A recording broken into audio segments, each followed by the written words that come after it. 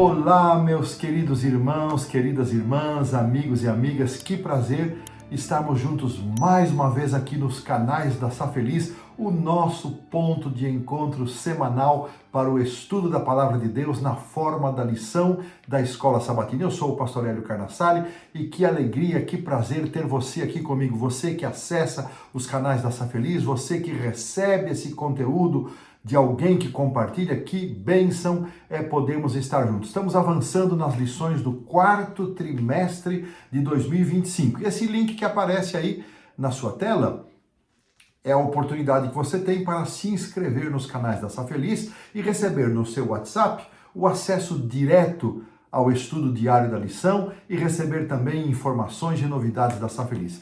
Título da lição geral deste trimestre: Lições de Fé no livro de Josué. Lição número 4, o conflito por trás de todos os conflitos. E antes de irmos para a oração e estudo da lição, quero lembrar você que você pode enviar os seus pedidos de oração, e aqui formamos uma grande família intercessora, oramos uns pelos outros, a Sá Feliz ora pelos pedidos. Você pode postar seus comentários e também, como sempre temos feito, incentivamos para que esse conteúdo seja compartilhado, para que mais pessoas sejam alcançadas com este conhecimento tão importante da Palavra de Deus. Agora sim, antes do estudo, como sempre fazemos, quero convidar você para curvar a sua fronte e juntamente comigo orar ao Senhor. Pai querido, graças te damos pela bênção da oportunidade, do privilégio de estudarmos a tua palavra da forma da lição da Escola Sabatina.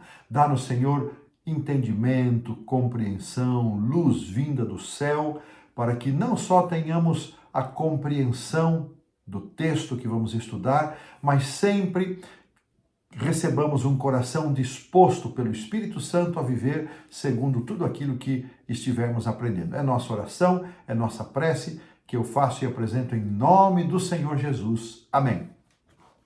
O verso para memorizar diz assim: não houve dia semelhante a este, nem antes nem depois dele, tendo o Senhor assim atendido à voz de um homem, porque o Senhor lutava por Israel. Josué 10:14. Não estudaremos esse texto nesta semana. Eu entendo que o autor escolheu esse texto exatamente por causa da última frase, porque o Senhor lutava por Israel. E é isso que a lição nos propõe nesta semana. Entender este conflito por detrás dos conflitos.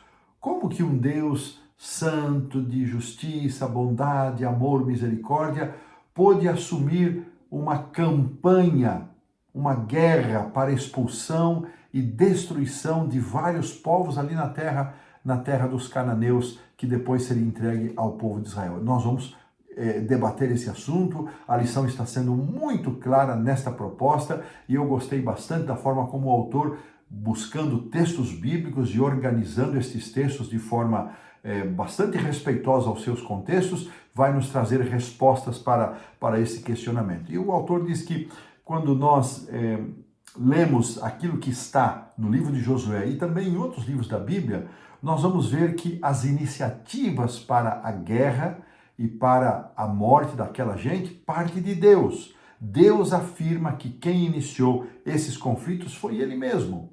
E nós vamos então procurar ver como esta atitude de Deus se harmoniza, essa imagem desse Deus guerreiro, como é que se harmoniza com um Deus de amor. E uma questão muito interessante, o autor está nos dizendo que vamos estudar as compreensões destas questões anteriores ou por trás das guerras, não é? Nesta semana e na próxima semana, explorando essa questão das guerras ordenadas por Deus. E para isso o autor vai recorrer à ilustração e ao pano de fundo, ao cenário que está envolvido na grande guerra cósmica do grande conflito. Eu entendo que esta proposta do autor, ela é chave, ela é fundamental para que esta harmonização entre um Deus de amor, um Deus de misericórdia, se harmonize com esse Deus guerreiro, Deus que ordenou e orientou Israel a eliminar aquelas nações. É muito importante que esta compreensão seja mostrada para nós na palavra de Deus, na Bíblia, e assim nós esperamos, ao final desta lição, ter de forma muito clara respondida esta questão central. E desta maneira, nós estamos assim pondo um ponto final na lição do sábado à tarde. Avançamos para a lição do domingo, que tem como título O Príncipe do Exército do Senhor. E o texto que nos direciona nesta lição de domingo está no livro de Josué, capítulo 5, os versos 13 a 15. E é uma história muito significativa. Eu tenho particularmente sido muito abençoado com esta narrativa. Josué, ciente da sua responsabilidade, seguro daquilo que havia sido dado a ele como responsabilidade, ele se afasta do acampamento de Israel para buscar um lugar tranquilo onde ele pudesse estabelecer comunhão com Deus. E é neste cenário que este texto bíblico ele vai acontecer.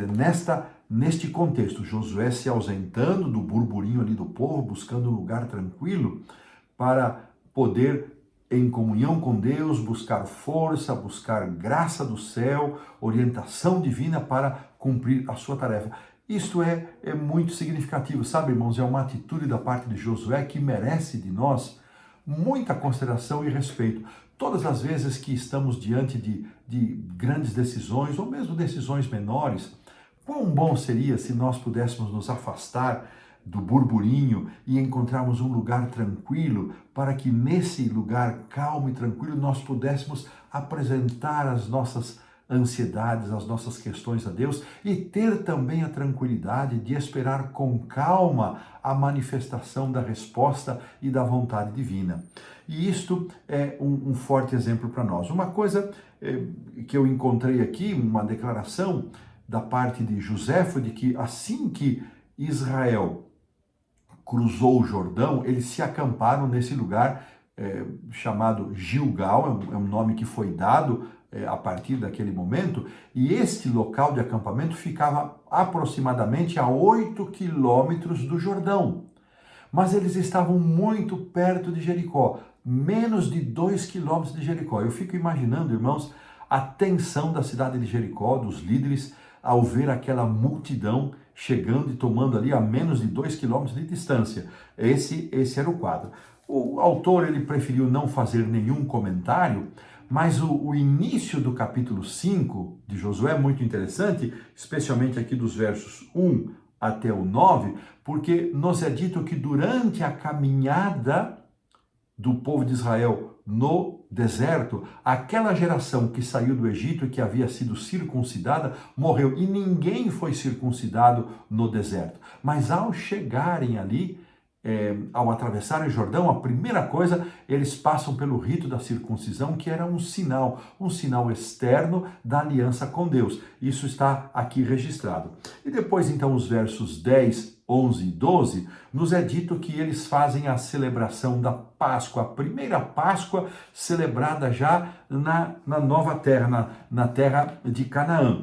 E eles, além disso, nos é dito que algo aconteceu. Eles então celebram a Páscoa e no dia imediato, aqui diz o verso 12, que eles comeram o fruto da terra, o maná cessou. Olha que interessante. Então, alguns registros. A circuncisão de todo o povo, eles até que curaram, celebram a Páscoa, desfrutam já dos frutos ali da terra e o maná cessa. Olha que conjunto. E nesse contexto, então, ciente das suas responsabilidades, é que Josué busca esse lugar tranquilo.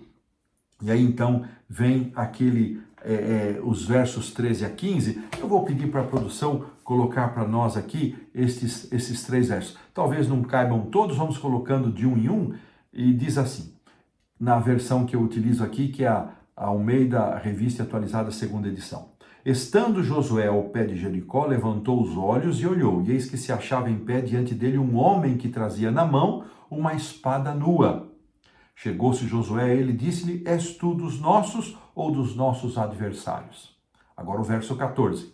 Respondeu ele, não, sou o príncipe do exército do Senhor e acabo de chegar. Então Josué se prostrou com o rosto em terra e o adorou e disse-lhe, que diz meu senhor ao seu servo? Verso 15, respondeu o príncipe do exército do Senhor a Josué: descalça as sandálias dos pés, porque o lugar em que estás é santo. E fez Josué assim. Que versos maravilhosos, que versos maravilhosos. Irmãos, algumas coisas para nós entendermos bem tudo aquilo que está nesses 3 versos. Primeira coisa, quando Deus se apresentou a Moisés em Horebe, Moisés viu aquela sarça ardente, não sabia do que se tratava, ele se aproxima e ouve a mesma ordem que Josué ouviu. Tira as tuas sandálias, porque o lugar em que estás é terra santa. Olha que interessante, uma reprodução de um modelo. Deus se apresentando ao comandante humano do seu povo.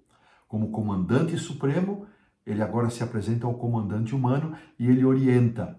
E a submissão do comandante humano ao comandante celestial é outro destaque.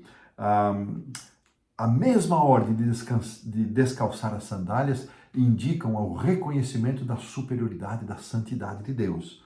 Interessante que Josué havia saído para meditar e ele, quando vê aquele ser, ele não sabe, ele fica confuso, ele não sabe de quem se trata e ele pergunta: você é dos nossos? Mas ele não parecia inimigo, mas também não parecia ser alguém. E ele pergunta: você é dos nossos ou dos nossos inimigos? E o ser responde: não, nem uma coisa nem outra, eu sou o príncipe do exército do Senhor. Interessante, irmãos, que esta resposta, não é? Eu sou príncipe do exército do Senhor e acabo de chegar. Josué imediatamente, diz aqui o verso 14, ele entendeu do que se tratava. Ele entendeu que se tratava da pessoa não só de um anjo comum, mas do próprio Cristo. E Ellen White confirma isso no Patriarcas e Profetas, página 427, que o magnífico ser que estava em pé diante do chefe de Israel era Cristo, Cristo em pessoa. A isso chamamos de teofania. Foram aparições de Cristo encarnado antes da sua encarnação. Então, assumindo a forma humana, isso já havia acontecido a Abraão, por exemplo, não é? A Jacó, ao próprio Moisés. Então, esta teofania, mas antes de ele receber a ordem de tirar as sandálias, ele já teve o discernimento. Ele faz a pergunta, mas ele já se lança e já se prostra com o rosto em terra e ele adora Cristo. E então ele faz a pergunta: que diz meu Senhor ao seu servo? Irmãos, isso aqui é tão lindo e tão significativo. Esta é a pergunta que todos nós deveríamos fazer para Deus. Que diz o meu Senhor ao seu servo? Que diz o meu Senhor ao seu servo? Irmãos, eu tive o prazer, já mencionei aqui, de dirigir uma semana de oração na Igreja Central de Maringá, e essa semana ficou gravada aqui no meu coração e ficará por muito tempo. Ela não vai se apagar daqui. E nós entregamos um marca-página. A semana teve o título Incomparável Jesus, e atrás ali eu coloquei um texto do Caminho a Cristo, página 70, que diz assim: consagre-se a Deus pela manhã. Faça disso sua primeira atividade. Que sua oração seja: toma-me, Senhor, para ser teu inteiramente. Deponho todos os meus planos aos teus pés. Usa-me hoje para o teu serviço. Fica comigo e que tudo o que eu fizer seja efetuado por ti. E ela diz: essa deve ser uma questão diária. Irmãos, eu tomo esse texto do Caminho a Cristo para colocá-lo neste contexto de Josué. Essa deveria ser a nossa atitude, nos consagrarmos a Deus a cada manhã, pedir que Deus nos tome nas suas mãos, que Deus possa conduzir a nossa vida, que Ele abençoe, que Ele dirija nossos projetos e planos para que somente a vontade dEle se cumpra em nossa vida. Foi isso que Josué fez. Que diz o meu Senhor ao seu servo? Irmãos, esta pergunta deve ser repetida por nós a cada dia. E essa resposta não precisa vir por uma teofania, por uma revelação sobrenatural. Temos a palavra de Deus, fonte de revelação que Deus nos oferece. Por esta palavra nós temos a oportunidade de conhecer a vontade de Deus para nós. Temos os testemunhos que nos conduzem para a palavra, nos conduzem para Jesus, os escritos de Ellen White, que nos ajudam a ter uma compreensão mais dilatada, mais ampliada desta vontade revelada de Deus. Assim, esta pergunta, que diz meu Senhor ao seu servo, deve ser a pergunta de cada um de nós. A essa expressão, príncipe do exército do Senhor, ou comandante do exército do Senhor, como aparece na Nova Versão Internacional, embora ela ocorra somente nessa passagem no Antigo Testamento, ela tem a combinação de dois termos, príncipe e exército, que se refere a um líder militar. Nas Escrituras, esta palavra exército pode se referir a tropas militares, pode ser aos anjos ou a corpos celestes. A verdade, o fato é que Josué entendeu esta designação. E a lição mesmo confirma, o Cristo pré-encarnado apareceu a Josué não apenas como um aliado, e aqui há uma beleza nisso, mas como o verdadeiro comandante do exército de Israel, um exército invisível, mas real de anjos. E Ellen White, comparando com aquela história de Eliseu, quando o servo de Eliseu pela manhã se levanta e ele vê a cidade cercada pelo exército sírio, ele pergunta, ai meu Senhor, o que fazemos, Josué? Eliseu pede, Senhor, abre os olhos desse moço, e ele abriu e viu os anjos, e eram mais aqueles que estavam com Eliseu para defendê-lo do que aqueles que estavam contra. Da mesma forma, irmãos, se a Josué tivesse sido permitido ver o exército invisível aos seus olhos, aos olhos de Josué, que estava ao lado deles, ele ficaria admirado, mas só a mostra da presença do comandante já foi suficiente para acalmar o seu coração. A resposta de Josué, como mencionei, indica claramente a compreensão da identidade daquele príncipe. Ele era igual a Deus, era Miguel, e por isso Josué se prostra diante dele como um sinal de profundo respeito e adoração. E agora sim, irmãos, quando ele diz, que diz o meu Senhor ao seu servo? Aí então, Jesus diz para ele, descalça as sandálias dos teus pés. E eu quero avançar aqui para o verso 6:2. Então disse o Senhor a Josué, olha, entreguei na tua mão Jericó, o seu rei e os seus valentes. E a partir daqui, Jesus vai descrever qual era a estratégia, como eles deveriam se conduzir. Irmãos, não é só importante, não é apenas importante que nós busquemos conhecer a vontade de Deus, não é apenas importante que nós ouçamos aquilo que Deus tem para nós, mas é igualmente importante que nós tenhamos disposição de seguir aquilo que o Senhor tem indicado para nós. Muito importante isso. A disposição de buscar, a disposição de ouvir e a disposição de colocar em prática. E foi isso que Josué fez. Ele recebe essas instruções e ele segue fielmente essas instruções. Irmãos, que lição preciosa. Eu quero terminar aqui a lição de domingo com uma reflexão pessoal dizendo o seguinte: quem de nós precisa confrontar a sua Jericó espiritual pode ter a certeza de contar com a ajuda das forças invisíveis, com os recursos do céu que estarão à nossa disposição, da mesma forma como os recursos invisíveis do céu estiveram à disposição de Josué e de Israel. Que coisa linda! Eu não sei em que batalha você se encontra, diante de que conflito você está, mas lembre-se, Deus está ao nosso lado e Ele tem meios e formas muito especiais de nos fortalecer, de nos animar, de nos conduzir e travar as nossas batalhas. E com esta promessa, com esta certeza, que deve acalmar e trazer paz ao nosso coração, colocamos um ponto final na lição de domingo.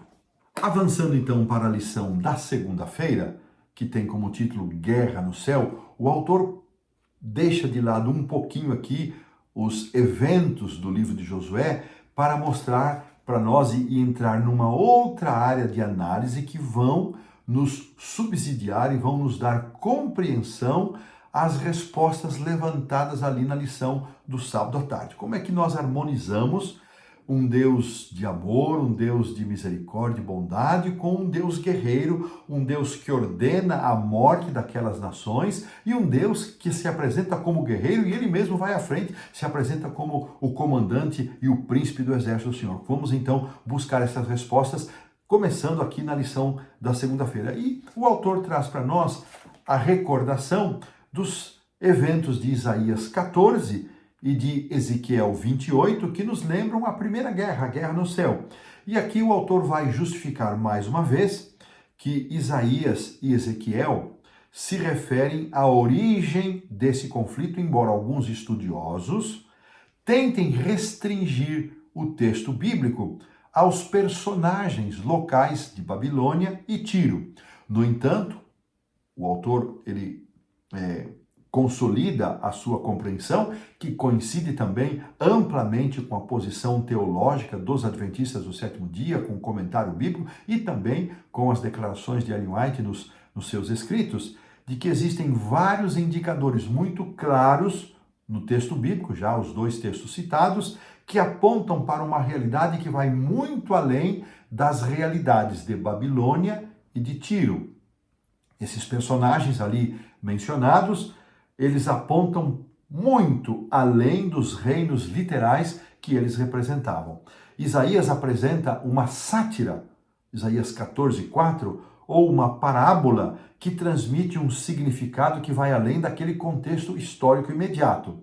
E no caso de Ezequiel, da mesma maneira, faz uma distinção entre o governador ou governante de Tiro, 28:2, e o rei de Tiro, 28:11, onde o príncipe que estava ativo no domínio terrestre se torna um símbolo de um rei que atua no domínio celestial. Então, nós temos que entender estes dois relatos que vão apontar para o início do conflito cósmico no céu, como sendo os textos guia, os textos que nos levam a essa compreensão, além de Apocalipse capítulo 12. Mas o autor usa Isaías 14 e Ezequiel 28. Ele menciona também Daniel capítulo 10, aquele cenário onde Gabriel diz que estava em luta com o rei da Pérsia, que estava sendo acossado por Satanás para restringir o retorno do povo de Deus e a reconstrução do templo em Jerusalém, e Miguel, o único que é semelhante a Jeová, precisou se apresentar para lidar com aquela situação. Então, de acordo com esse texto de Daniel, esses seres celestiais rebeldes, eles estavam tentando impedir o cumprimento dos propósitos de Deus na terra. É à luz dessa conexão, irmãos, entre o céu e a terra, que nós precisamos entender as guerras de Israel ordenadas por Deus. Então, o autor está propondo que a única maneira segura de nós entendermos esta atuação de um Deus guerreiro destas guerras de Israel contra aquelas nações é se nós colocarmos isso num ambiente maior, que é o ambiente do grande conflito entre o bem e o mal. Então, é desta maneira que nós iremos seguir e acompanhar o raciocínio do autor, e desta maneira colocamos assim um ponto final na lição da segunda-feira. Avançando para a terça-feira, nós vamos encontrar aqui um título bastante sugestivo: O Senhor é Guerreiro. E neste texto, o autor, então, ele vai nos trazer de volta as recordações do tema que nós estudamos tão amplamente na lição do trimestre passado, o livro de Êxodo. Os primeiros 12 capítulos nos apresentam que aquela luta foi muito maior do que a luta entre Moisés e Faraó, entre o Egito e o povo de Israel. E aqui ele traz uma afirmação muito importante que vai nos ajudar a compreender muito deste aspecto que nós estamos estudando. No Antigo Oriente Próximo, os conflitos entre os povos eram, em última análise, considerados batalhas entre os seus respectivos deuses. Olha que interessante. Quando dois povos se confrontavam, eles acreditavam que o Deus que fosse mais forte daria a vitória ao seu povo. Então, não era só uma luta entre aqueles povos, mas era uma luta entre as suas divindades. Êxodo 12:12, vou pedir que a produção coloque aí para nós, por gentileza. Eu usei várias vezes esse texto na lição do trimestre passado e vamos usá-lo novamente porque ele é muito importante e vai nos dar aqui a compreensão daquilo que o autor está propondo para esta lição da terça-feira.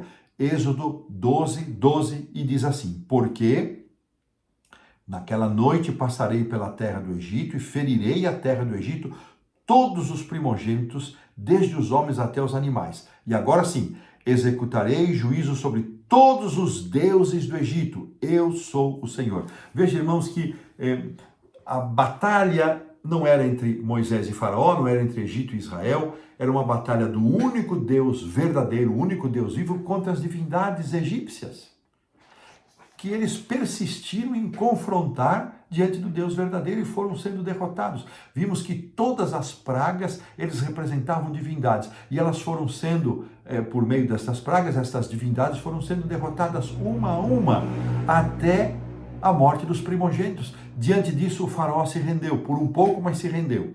Então, irmãos, esta compreensão é muito importante.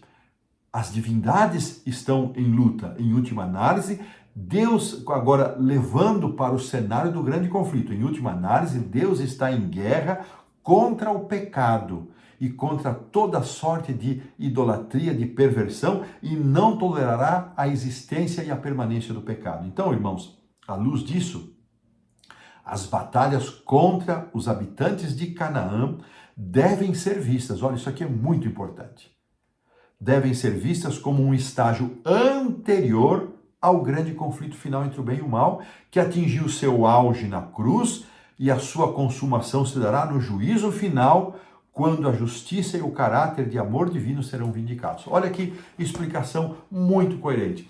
Esta batalha, o que aconteceu entre Israel e o Egito, o que vai acontecer entre Israel e essas nações cananitas, eram miniaturas do grande conflito. Eram miniaturas. Uma amostra daquilo que, como Deus vai operar ao longo do grande conflito, que ele ama o pecador, mas não vai tolerar o pecado. E vamos nos lembrar, estas nações tiveram um tempo que, humanamente falando, podemos mencionar um tempo, jamais humanamente daríamos 400 anos de oportunidade. Esses foram os anos finais, além de todo o tempo de existência dessas nações, até o momento do chamado, do nascimento de Isaac, até a saída do povo, 400 anos. E todas estas informações que aconteceram no Êxodo, a passagem do Mar Vermelho, e agora a passagem do povo pelo Jordão, que infundiu terror naquelas pessoas, mesmo assim eles não se dobraram. Irmãos, eu encontrei aqui um texto para a gente ter bem compreensão disso, no Patriarcas e Profetas, na página 488, uma declaração que nos ajuda a entender. Eu vou ler aqui para vocês. Junto a uma planície fértil, abundante em ricos e variados produtos tropicais, com seus palácios e templos como locais de luxo e vício, essa orgulhosa cidade, Jericó, por trás de suas sólidas muralhas, desafiava o Deus de Israel. Então, estou lendo aqui o capítulo 45 do Patriarcas e Profetas, que tem como título As Muralhas de Jericó, já nessa versão de linguagem atualizada da capa cinza, página 488, mas é o capítulo 45. Olha o que ele diz aqui. Jericó era uma das principais sedes do culto idólatra, sendo dedicada especialmente a Astarote, a deusa da lua. Ali se centralizava tudo que era mais vil e degradante na religião dos cananeus. Olha, não teria melhor explicação. E o povo de Israel agora tem a responsabilidade de se confrontar. Então, ali era um antro, irmãos, de perversão, de idolatria, de vício e daquilo que era mais vil e degradante. Eles tiveram 400 anos de oportunidade. Eu disse já na lição anterior, da mesma forma como Raabe se arrependeu e foi protegida, da mesma forma como os gibeonitas, ainda que por caminhos tortuosos, se arrependeram e foram preservados, todos aqueles que entregassem e reconhecessem o seu coração a Deus, reconhecessem a soberania do Deus de Israel, seriam poupados pela misericórdia de Deus. Mas esse não foi o caso. Então, irmãos, nós não podemos perder isso de vista. Deus esticou ao máximo, a gente fala humanamente o elástico, né, da sua misericórdia, esticou ao máximo, mas Deus, ele estabelece um ponto, e quando Deus estabelece o ponto onde ele diz basta, é porque a taça da sua compaixão, da sua misericórdia foi plenamente preenchida. E desta maneira, irmãos, a última linha da lição diz o seguinte: a eliminação dos cananeus, portanto, deve ser vista como uma prévia do juízo final, para não restar mais nenhuma dúvida.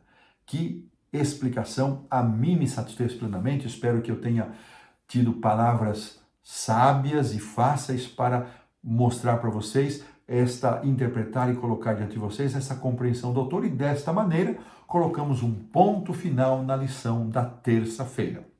Avançando pela quarta-feira, nós temos aqui um aspecto que eu fiquei um pouco intrigado na lição da semana passada, exatamente naquele ponto que nós debatemos que Deus já havia entregado a terra, mas eles deveriam tomar posse de uma coisa que já havia sido dada a eles.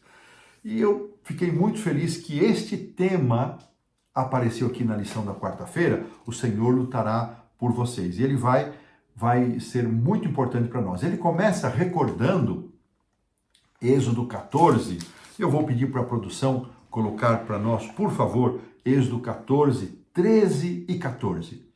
Vai nos dar uma indicação muito clara. Então, esse assunto começa aqui na quarta-feira e vai terminar na quinta-feira. Vamos ter uma clara compreensão agora do método que Deus vai usar. Já entendemos os motivos de Deus, já não há mais dúvida. Deus usou de misericórdia, esticou sua misericórdia até o limite, e o que aconteceu ali na destruição é uma prévia do juízo final. Agora vamos ver como Deus vai atuar. Então, Êxodo 14, versos 13 e 14 diz assim: Moisés, porém, respondeu ao povo: Não temais, aquietai-vos e vede o livramento do Senhor que hoje vos fará, porque os egípcios que hoje vedes, nunca mais os tornareis a ver. O Senhor pelejará por vós e vós vos calareis. Irmãos, está muito claro. O que Deus havia estabelecido como plano? Deus travaria as batalhas por Israel. E aqui está uma demonstração. O que o povo de Israel fez para derrotar os egípcios? Passou o Mar Vermelho em seco. Passou o Mar Vermelho em seco. Foi tudo que Israel fez. Não lançaram mão de uma única arma, de uma espada, de uma lança, absolutamente nada. Agora, irmãos, quero levá-los a um pouquinho mais adiante aqui no livro do Êxodo, aliás, no livro de Êxodo, perdão, não confundir o Êxodo com o livro de Êxodo, né? Capítulo 23, e eu quero então aqui ler o verso 20 primeiramente, depois vou pedir para a produção colocar alguns outros versos, mas esses iniciais eu vou ler. Eis que eu envio um anjo adiante de ti para que te guarde pelo caminho e te levará ao lugar que tenho preparado. Então, Deus disse, olha, eu preparei um anjo e esse vai adiante de ti.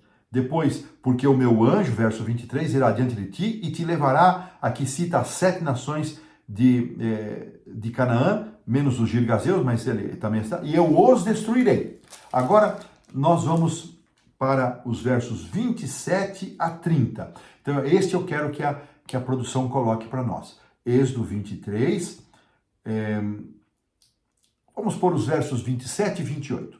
Os demais eu menciono aqui. Então, começando, Êxodo 23, 27 e 28. Enviarei o meu terror diante de ti, confundindo todo o povo onde entrares. Farei que todos os teus inimigos te voltem às costas. Também enviarei vespas diante de ti, que lance os heveus, os cananeus e os heteus diante de ti. Ele diz, olha, não vai ser de uma vez, vai ser pouco a pouco, e você não faça aliança com eles. Mas, irmãos, o que fica claro nestes textos é que a intenção original de Deus, e é isso que a lição está propondo na quarta-feira, é que os israelitas não deveriam pegar em armas. Esse era o plano inicial de Deus. Deus não havia tensionado, eles não tinham armas, eles não eram nada comparado ao que aquelas nações tinham. Lembrando, Egito era a maior nação. Egito não conseguiu, irmãos, dominar essas nações. Eram 7 nações cananitas, eles não conseguiram. Eram cidades fortificadas, povos armados. E o Egito não conseguiu. Como um povo que havia saído de um cativeiro, andado, peregrinado no deserto, como é que eles iam vencer essas nações? Não havia chance. Então Deus, eu vou enviar o meu anjo e eu vou destruir.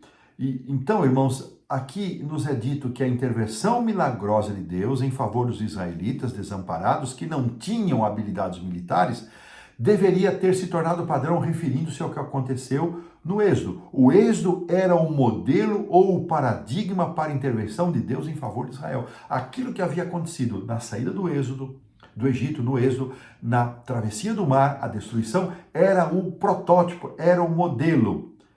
Nele, não somente a batalha foi travada por Yahweh ou Javé, Mas Deus ordenou claramente, vocês não terão que lutar. Acabamos de ler isso em Êxodo 14:14. Deus seria o guerreiro. A iniciativa pertencia a ele. O Senhor estabeleceu isso como estratégia, definiu os meios e conduziu a campanha. E, irmãos, Ellen White interpretou essa história como uma expressão, isso está em Signs of the Times, vou pedir para a produção colocar aí, está no terceiro parágrafo da lição da quarta-feira. Deus não planejou que eles adquirissem a terra prometida por meio da guerra, mas pela submissão e obediência incondicional aos seus mandamentos. Deus esperava que com a devoção do povo, a fidelidade do povo, a obediência do povo aos termos da aliança, Deus se encarregaria de fazer a limpeza. Assim como na saída do povo do Egito e lá no Êxodo, Deus travaria essas batalhas. Assim como Deus libertou o povo do Egito, Deus libertaria aquela terra destas nações pagãs e a entregaria. Então, no plano ideal de Deus, diz aqui o último parágrafo da quarta-feira, Israel nunca precisaria lutar por si mesmo. Foi somente como consequência, aqui já está introduzindo aquilo que vamos considerar na quinta-feira, foi somente como consequência de sua incredulidade que se manifestou após o Êxodo, que Deus permitiu que eles participassem na guerra contra os cananeus. Olha que coisa interessante. Então, aqui nós temos claro, Deus havia estabelecido um padrão. O padrão é que aquilo que aconteceu na saída do Egito, como Deus os libertou daquele exército poderoso, sem que eles tomassem uma arma em mãos. E Deus disse, você não tem que fazer nada. E Deus esperava que pela comunhão, pela ligação com Ele, nos termos da aliança, Deus então infundindo terror, enviando vespas e outros métodos que aqui nos são declarados, Deus então libertaria aquela terra e entregaria aquela terra totalmente liberada para aquele povo. Assim, irmãos, eles não deveriam, da mesma forma como eles não tiveram que levantar nenhuma espada contra os egípcios, da mesma forma, nunca teria sido necessário que eles tivessem que lutar para Canaã. Então vamos ver por que eles tiveram que participar agora das guerras em Canaã. Antes disso, então, pomos aqui um ponto final na lição da quarta-feira. Avançando para a quinta-feira, nós vamos então ter a resposta.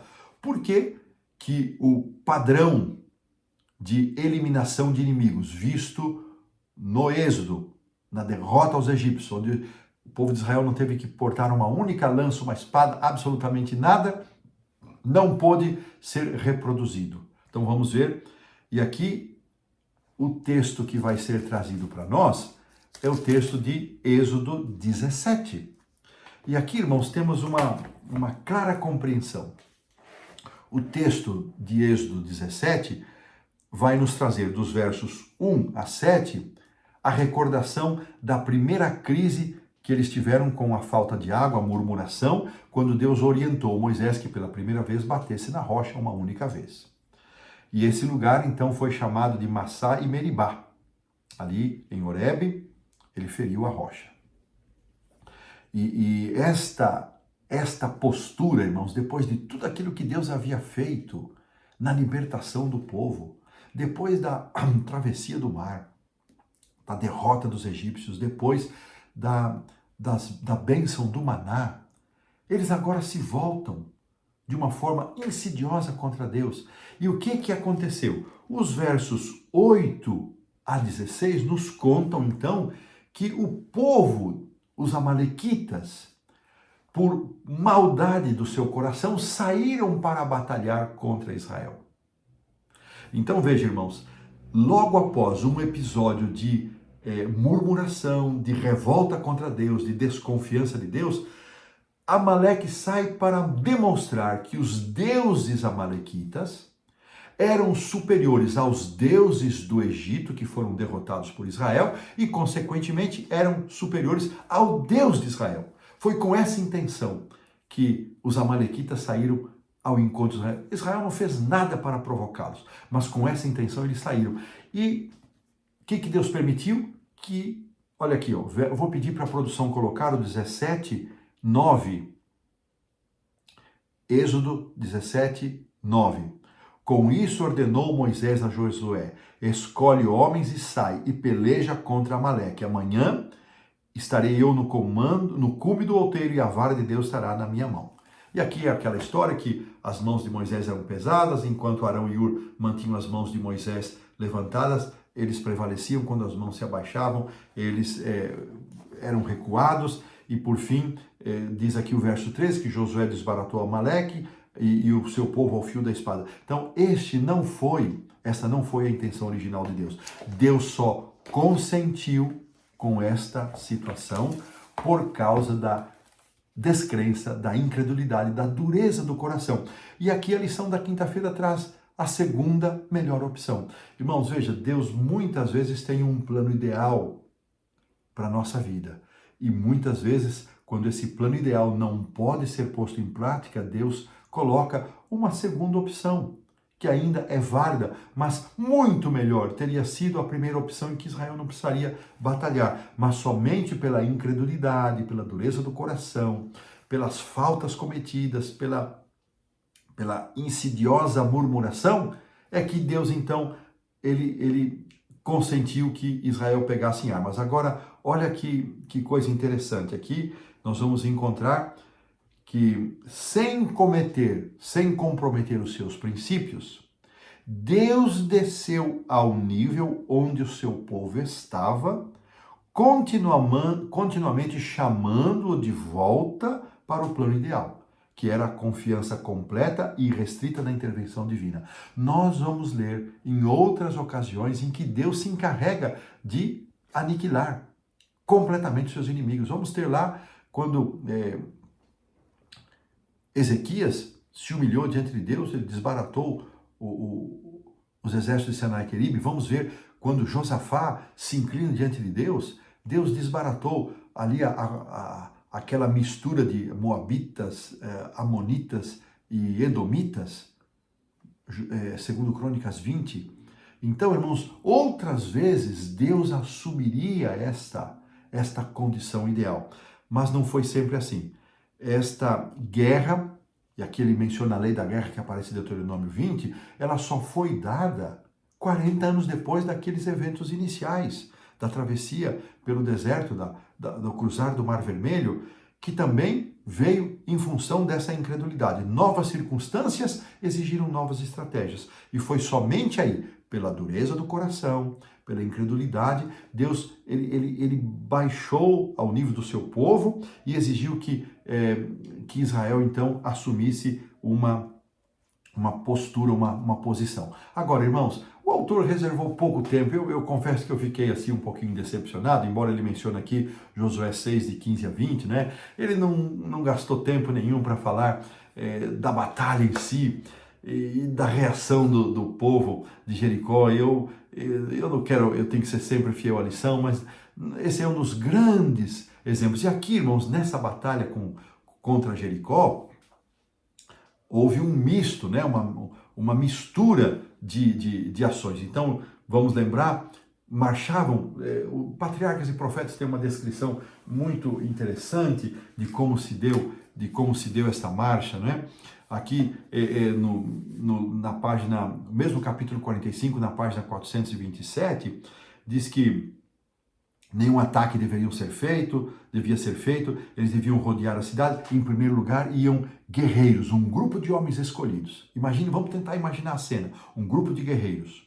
Segundo lugar, 7 sacerdotes com trombetas. Depois vinha a arca de Deus envolvida por uma glória, por uma luz especial, levada por sacerdotes vestidos com seus trajes que indicavam um ofício sagrado. E então depois vinha todo o exército de Israel com os representantes das tribos, cada um trazendo a sua bandeira.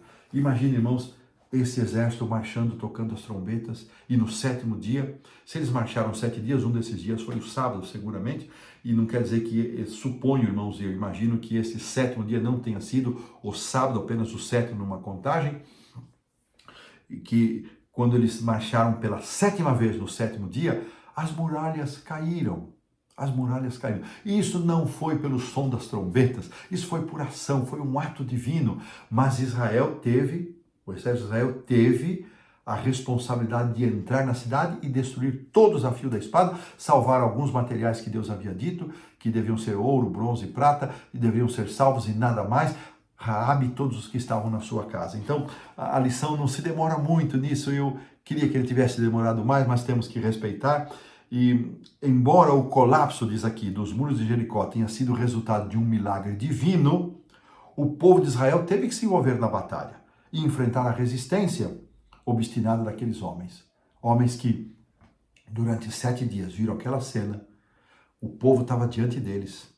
Eles sabiam que eles tinham passado e mesmo assim, irmãos, não esboçaram um passo de arrependimento, um passo para reconhecer a soberania de Deus. Ainda achavam que os seus deuses seriam suficientes para vencer o Deus verdadeiro, o Deus de Israel. O envolvimento de Israel nos conflitos armados tornou-se então parte da maneira pela qual o povo desenvolveu uma confiança incondicional no auxílio de Jeová. Ainda assim, Israel era sempre lembrado de que o resultado de cada batalha, em última análise, estava nas mãos do Senhor. E aqui eu faço uma aplicação para nós, irmãos.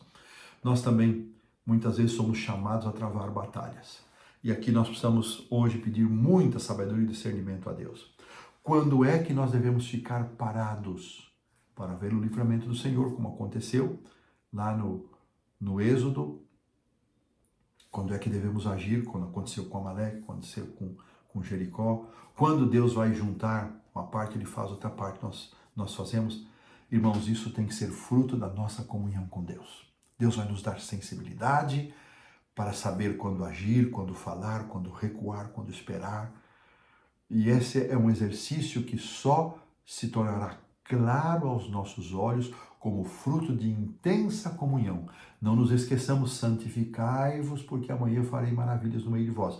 Deus espera que nós tenhamos uma vida santa, que não haja pecados acariciados entre nós. Os tropeços nós confessamos, Deus nos perdoe e seguimos adiante, mas que não haja pecados acariciados, pecados retidos, que nos impeçam essa comunhão, que nos impeçam de ter essa clareza. Eu não sei se você está diante de uma batalha tremenda para a qual você tem que tomar uma decisão, se você vai agir, se você não vai agir, se você tem que falar, se você não tem que falar, se você espera no Senhor, se você não espera. Então, isso é muito pessoal, você tem que se consagrar a Deus, buscar essa graça do céu e esperar no Senhor. Esperar no Senhor. E desta maneira, colocamos assim um ponto final na lição da quinta-feira. Avançamos para a lição da sexta-feira, chamada de estudo adicional. Então, o autor, no segundo parágrafo aqui, não vou pedir para a produção colocar, mas vou pedir para colocar depois o Patriarcas e Profetas, que é o terceiro parágrafo. O tema de Javé como guerreiro é uma prefiguração ou antecipação da vitória que dará fim ao conflito cósmico entre o bem e o mal. Então, não é só de luta, mas é de vitória. Além disso, as guerras divinas de Israel, elas não apenas refletem o conflito cósmico, mas fazem parte deste conflito, servindo como um prenúncio do juízo divino que ocorrerá no final dos tempos. Então, muito claro. E agora sim, o texto de Patriarcas e Profetas, página 337, diz assim: Deus havia, a produção vai pôr para nós, Deus havia lhes dado o privilégio e o dever de entrar na terra de Canaã no tempo designado por ele. Porém, por causa de sua desobediência, essa permissão tinha sido negada. Não era seu propósito que adquirissem a terra pela guerra, mas pela obediência estrita às suas ordens. Para nós pensarmos. 4 perguntas para consideração e eu escolhi a terceira, que diz o seguinte: como podemos aplicar em nossa vida espiritual o princípio de que devemos ficar calmos e esperar que o Senhor lute por nós, citando aqui Êxodo 14:14. É uma pergunta que cada um deve refletir e responder por si mesmo. Como podemos aplicar na nossa vida espiritual o princípio que devemos ficar calmos e esperar as providências do Senhor? Irmãos, que lição abençoada. Quero convidar você a uma oração para encerrarmos. Senhor Deus, Pai nosso, graças te damos por lições tão preciosas que aprendemos, que trazem uma harmonização maravilhosa à luz da tua palavra, este assunto da guerra, porque Deus orientou essa destruição e como isso não depõe contra o seu caráter de amor, mas revela um Deus um Deus justo, um Deus que esticou sua misericórdia ao máximo que podia, e nós te louvamos por isso, Senhor. Que da mesma forma como os exércitos invisíveis de Israel, os teus anjos, Senhor, acompanharam o povo nas suas batalhas, que o Senhor nos acompanhe nas nossas batalhas. Dá-nos sabedoria para saber quando avançar, quando recuar, quando agir, quando esperar. Ó Senhor, tem misericórdia de nós, abençoa o teu povo nas batalhas que trava no seu dia a dia. Olha por nós, Senhor, abençoa-nos e salva-nos em nome do Senhor Jesus, e eu te peço, hoje e sempre. Amém. Forte abraço, até a próxima semana, uma alegria sempre estar com vocês. Fiquem com Deus.